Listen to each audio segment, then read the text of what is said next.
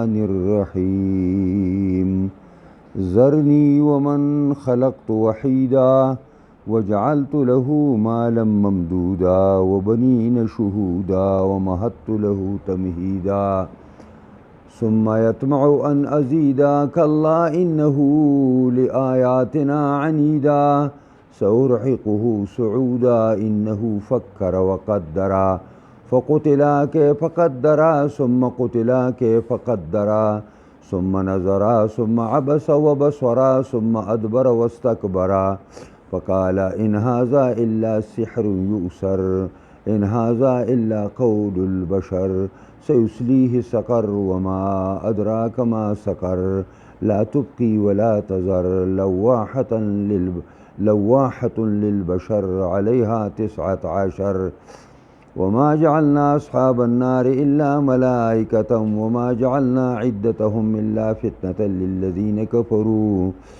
ليستيقن الذين أوتوا الكتاب ويزداد الذين آمنوا إيمانا ولا يرتاب الذين أوتوا الكتاب والمؤمنون وليقول الذين في قلوبهم مرض والكافرون ماذا أراد الله بهذا مثلا كذلك يضل الله من يشاء ويهدي من يشاء وما يعلم جنود ربك إلا هو وما هي إلا ذكرى للبشر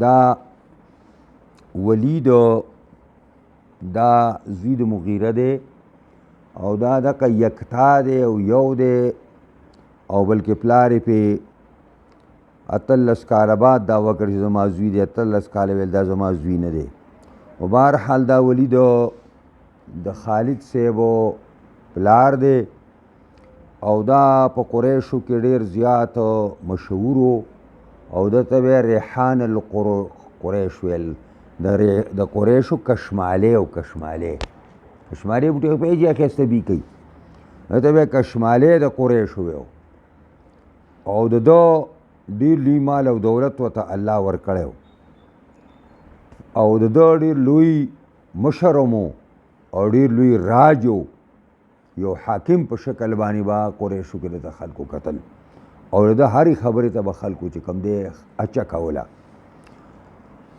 د په باره کې قرآن وایي چې د باندې څونه احسانات من کړي وو د هغه احساناتو مقابله کې د ناشکري وکړه ناشکري او انتهایی ناشکري وکړه د دې وجې نه الله تعالی دنیا کې هم په د باندې زوال راوسته او په آخرت کې هم د دپاره یو عذاب علیم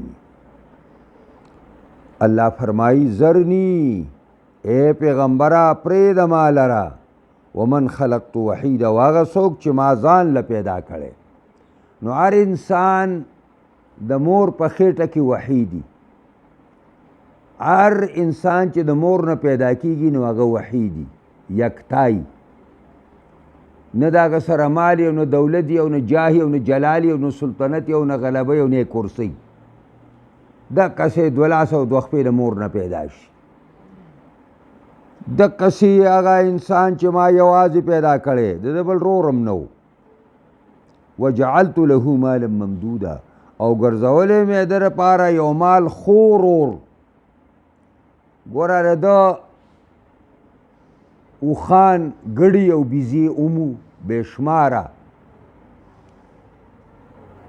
او د ده تجارتی کاروبار همو او د زمینداری کار د ده همو چې په طائف کې د ده یو باغ و چې هغې به اوړي ژمي کې د هغې میوه به نه خلاصېدله او د هغې ګټې به ده ته راتللې نو د مالا ممدوده ترجمه مفسرین کوي مبسوطه خورور مالیو من الزرع والزرع ومن التجاره د غولانځو نه چې خدای ول لنګي اوښې م ورکړی وي او د فصلونو نه چې دغه باغ یې په دای کې و او دا دونه اوږد چې د دې د مکې نه د طایفه پورې چې 50 کیلومیټره مزل دی زه دا مال او دولت داسې خور او وبنین شهودا او ورکړي دو ته منګه زامن چې 24 ګنټې به حاضر وو دته لس زامن ولا الله ورکړي خالد صاحب 10 وروڼه 3 په دې کې مسلمانان شوي دي یو خالد دی، بل هشام دی او بل ولید دی. دا درې پکې مسلمانان شوي او دا اووه باقي کافر سره د پلار نه مړه دي. او دا شهود معنا دا ده چې دا به په تجارتونو مزدورو پسې هغه نه لیږل. دا لس واڼه به په کلي کې و چې کوم مجلس به د قریشو سازېده او ولید به د هغې صدارت کو، نو دا اووه لس واڼه به ناست وو. نو شهود معنا دا ده چې نه په سفر کې د ځانه جدا کول او نه په کور کې د ځانه جدا کول، دا به دقسې حاضر ناظر وو او په دې باندې د چې کوم دی لویه پټکۍ او شبله وه په مجلس کې چې کوم دی اوچته وه. ومهدت له تمهیدا او منګه تیار کړی و د دپاره تیارول، د دې نه علاوه دونه نعمتونه په د باندې منګه کړي وو، بېشماره نعمتونه او بېشماره اسانۍ مو ورته ورکړې وې او د ټولو قریشیانو مشري مو ورکړې وه او یو ډېر لوی جاه و جلال او د حکومت او د حاکم په شکل باندې به حسابېده او قریشو به په تمامو مهماتو او مشکلاتو کې رجوع درته کوله. نو مهدت له تمهیدا معنا دا ده تیارې کړی موږ دپاره د تیارول د نعمتونو د دنیا نه بېشماره. خو د ده په خوله باندې کله کلمه شکر په ژوند کې نه وه راغلې، بلکې د هغې په ځای باندې بت پرستي او ناحق پرستي دغه چې کوم دی دا یې شروع کړې وه. او بیا به کله کله به دا خبره کوله چې دا محمد صلی الله علیه وسلم چې دا کومې خبرې کوي که دا رښتیا وي نو زما به هلته د دې نه نورم زیاتي. نو الله فرمایي ثم یطمع ان ازیده، بیا دا خبیث تمه ساتي چې زه وله نورم زیات کم. کله چرته نشي کېدی داسې، انه کان لآیاتنا عنیدا، یقینا دی زموږ د آیاتونو دپاره مخالف. عنید هغه چاته وایي چې حق وپېژني او دی د دانستۍ رد کوي نه مني. دا یو ځل داسې چلو شو چې ولید په لار باندې تېرېده او پیغمبر خدا قرآن وایي وایې اورېده. بس راغی د قریشانو او د دوی ځان له قبیله د بنو مخزوم ورته وایي، دا ډېر زوروره قبیله د ابو جهل دي دا او د ولید ده. نو هغې کې ورته ویل چې هلکه تاسو زه وایم تاسو دې سړي ته لیونی وایي، ده چېرته لیونتوب خبرې کړي؟ ویل دوی ویل نه. ویل ده تاسو ته کاهن وایي، ده چېرته کهانت کړی؟ ویل نه. ډېرې خبرې ورته وکړې، په هغې د دې نه دغه واخیسته او بس د قرآن نه متاثره شوی و، کور ته لاړ. بس قریش سخت خفه شو. ابوجهل ته ویل چې دا سړی ګورې که دا سړی صحابي شه که نه او دی محمد ته واوړېده ټول قریش ورنه اولیات ساته. هغه ویل دا زما تره دی، تاسو ته بېغمه شئ. انا اکفیکموه، زه به ستاسو نه د کفایت وکړم. دا ډېر لوی حرامي و د ابوجهل دی که نه، ډېر لوی رذیل انسان. دی راغی او د تره خوا ته رسې رانږدې شو او ځان یې خفه کړ. تره ورته راسې وکاته ولیده، ویل ولې نن خفه نه؟ ویل ولې به خفه نه یم؟ خلک ستا په باره کې خبرې کوي قریشو چې دا دغه ډوډو چې کوم دی ډوډۍ د ډوډو چې کوم دی متاثر کړی دی د محمد او د دې لپاره د محمد ملګرتیا کوي چې دی د هغه نه څه مال او دولت دی. ویل زه به خفه کېږم نه چې خلک دا خبرې کوي. او ورته وایي ولې؟ ویل دا قریش خبر نه دي ټول نه زیات او مال او دولت او بچي او سازو سامان زما دې ټول نه ډېر دی، زه دا خبره چېرته کوم؟ ویل نه نه دا چې ته د هغوی مخکې وکړې دا خبره راپای سورای وسته مجلس ته او بیا ټولو هغه دا ټولو ته دا خبرې وکړې چې دا محمد کاهن دی، دغه ساحر دی، دروغجن دی، پلانې پلانې پلانې، ټولو ورته ویل دا نه دی. نو ویل جی ته خپله رای پیش کړه، ته پکې څه وی؟ خلک خو به څه وایي که نه. نو ده ویل ما لږ ټیم راکوئ. نو قرآن د هغې وضاحت کوي.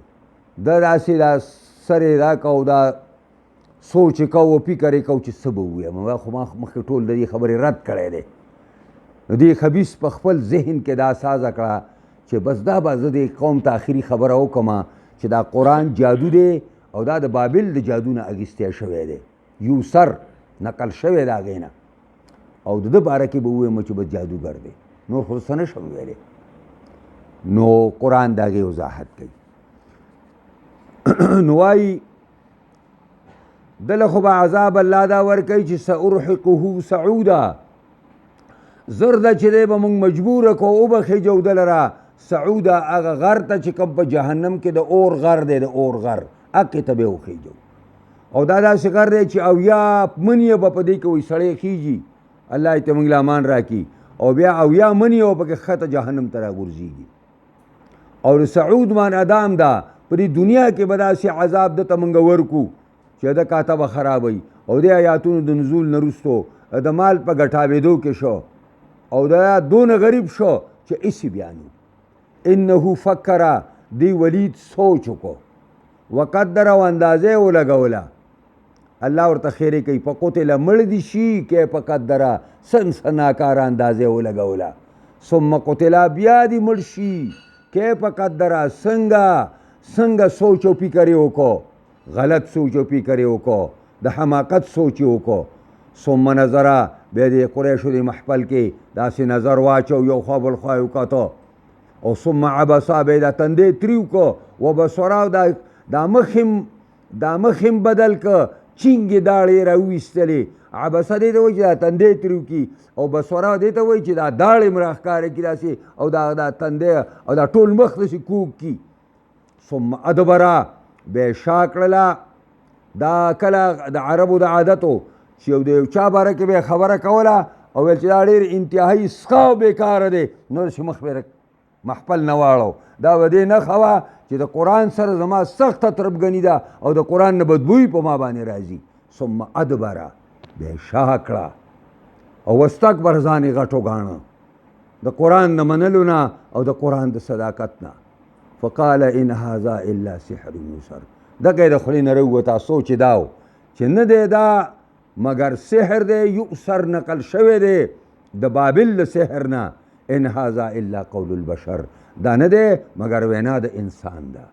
سأصلیه سقر، الله وایي زر ده چې دننه به کدي موږ هغه جهنم ته. وما ادراک ما سقر، څه شي پوه کړی تا لر سقر څه ته وایي. لا تبقي، نه پرېږدي یو کافر لره او د کافر یو اندام لره او کافرانو لره یوم نه پرېږدي، غونډ سیزي. او که چېرته لږ مات ګوډ بچ شي نو ولا تذر پرېږدي نه. او د ولا تذر معنا دام ده چې بیا یې دوباره کوي او بیا یې دوباره کوي. لواحة للبشر، پړکېدونکی دی، پړکېدونکي دي لمبې د دې انسان ته. حسن بصري وایي د 500 کالو په مزل باندې به د جهنم لمبې کافرانو، مشرکانو، ګناهګارانو ته ښکاره کېږي. د 500 کالو په مزل باندې د لواحة للبشر ترجمه زده کوي. پړکېدونکي وایي انسان ته، لمبې د دې د جهنم لمبې به ورته پړکېږي. علیها 19، په دې باندې به 19 فرشتې مقرر وي. دا علیها 19 دا ټلۍ والې ده، دې کې لږ خبره ده، دا ورته سهار له انشاءالله العزیز وکړم. ښه 19 باندې خلکو ډېر لیکل کړي دي.